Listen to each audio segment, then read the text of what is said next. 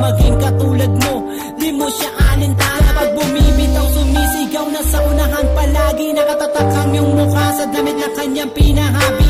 Laging hinahawi pag sinubukan na ika'y lapitan. Kahit matapakan ay hindi niya na magawang umangal. Ang tanging bakal niya lamang ay lakas ng loob. Pag nahawakan kay kontento na sabay sa pagtalikod mo. Bakit sa tuwing meron siyang pagkakataon, inilayunan ng tadhana, di man lang nalingon.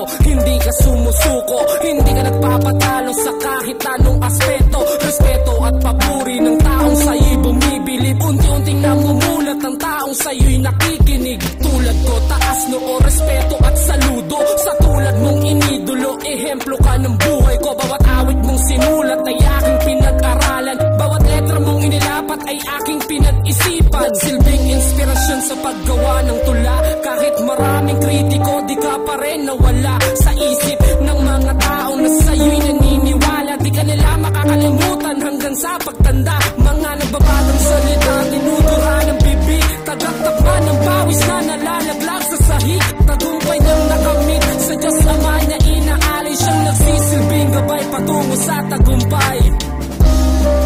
Hindi ka sumusuko,